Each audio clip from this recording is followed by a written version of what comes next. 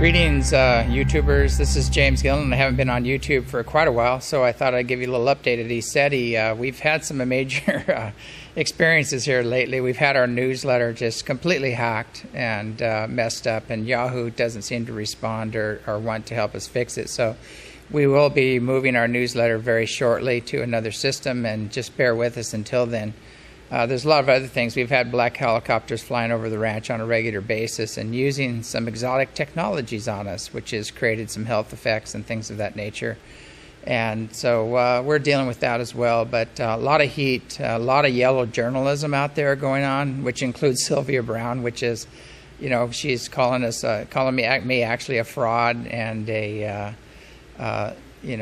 few other things, but unfortunately the preponderance of evidence shows that she's in total error. So anyway, that's just a reflection of herself, you know, that she's going out throwing out very slanderous statements on through news media and some other local newspapers, which is very sad. But you know, in truth, she may be right, because she can't access the levels that we're accessing. She's still playing around in the psychic level, and she made some psychic predictions in the past, and she's a very good marketer, and she's got herself out there and does a lot of generic readings and things, but obviously she can't access the higher dimensions and get beyond the psychic barrier where these beings are, which have been actually observed, experienced, and photographed by monks, you know, from various places, especially Japanese monks that have come here and actually photographed these beings actually appearing here.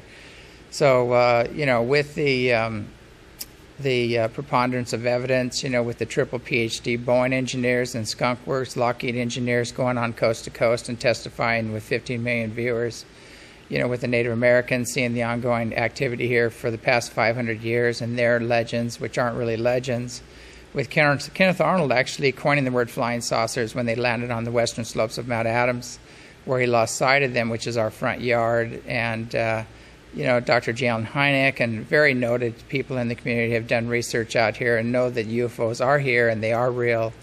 And we'd have to just eliminate the literally thousands of witnesses, Air Force base commanders, air traffic controllers, all the people that have come here and have seen the ships themselves. We would have to totally discount all of that to make Sylvia right. So I'm sorry, Sylvia. You need to rethink this one and maybe get out of your chair once in a while and do your own investigation. You know, so, but anyway, it's sad that they would refute to this kind of nonsense. But again, this only defines their character and not ours. You know, so anyway, there's a lot been going on here. We've had a lot of activity. We're getting a lot of information coming in.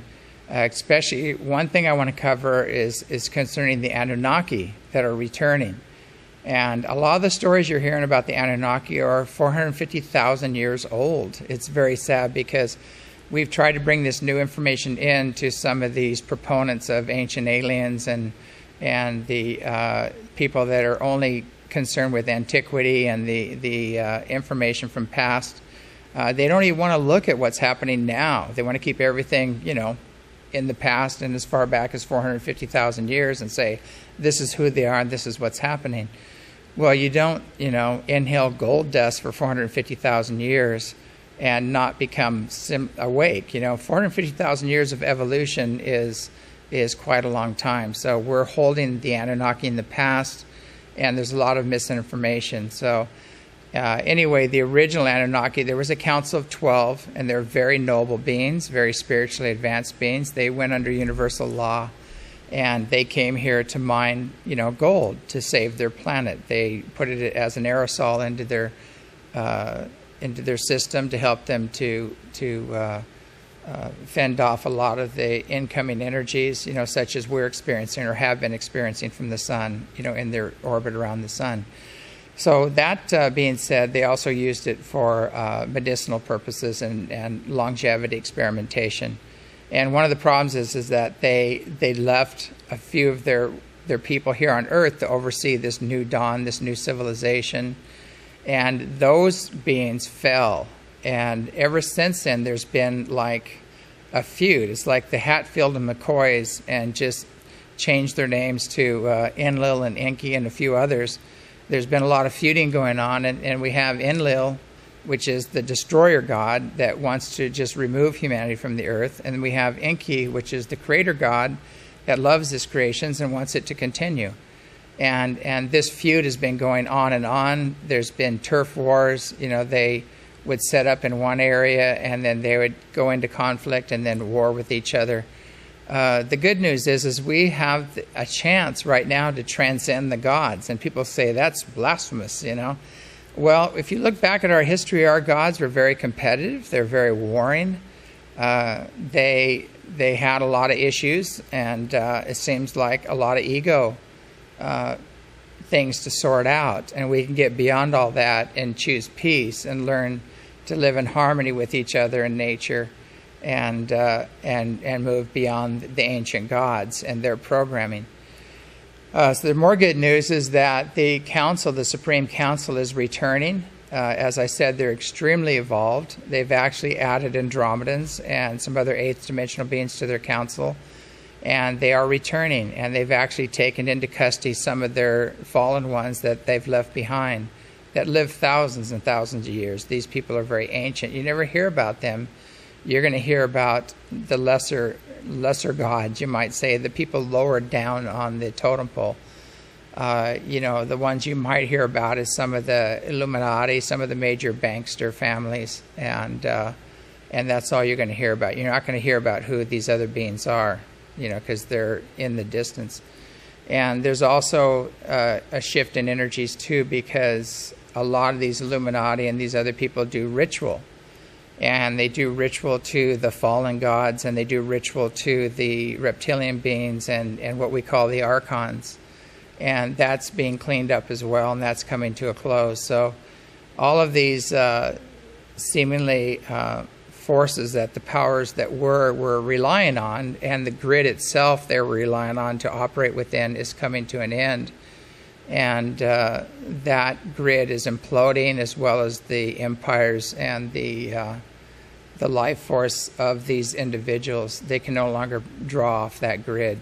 And there's a new 5D overlay coming in that's taking care of that. So this is supported by nature herself. There's a huge shift going on. Our solar system is moving to a highly energized place in space. There's an alignment with galactic plane. The ninth wave the Mayans talk about, unity consciousness, is pressing hard on the planet. We're getting hit by gamma rays, cosmic rays. The shields are down, basically. Our magnetic fields are down. We're in the middle of a magnetic pole shift. And there's a lot of events coming, as well as a lot of incoming things. And I would really check into this comet Ison and take a look at the latest pictures of it. It does not look like a comet. It looks like a winged disk. And that's a little heads up for people that want to check into that, about what's going on. So there's a lot more to the story. Stay tuned. We're going to put some more YouTube videos out real shortly, as well as a beautiful song that we've recorded that's straight from the 8th D Anunnaki. And it's a very life-changing, soul-changing song, when people hear this song. So that's coming up soon. And other than that, have a great day and stay tuned, and just, hold the frequency, hold the force. It's not long. These other energies are imploding, as we speak. So anyway, just a little heads up, a little cheerleader session, just hang on. It's not long, and you can watch that as things unfold, that, these old systems, these old paradigms, these old control systems are all folding in on themselves. They're being exposed as we speak. And stay tuned and do your part. Be a willing participant in anchoring in the love and the joy and the bliss and living in harmony with each other and transcend these old programs. Anyway, this is James Gilliland with ECETI, signing off. Have a great day and stay tuned and watch the skies, because they're very busy right now.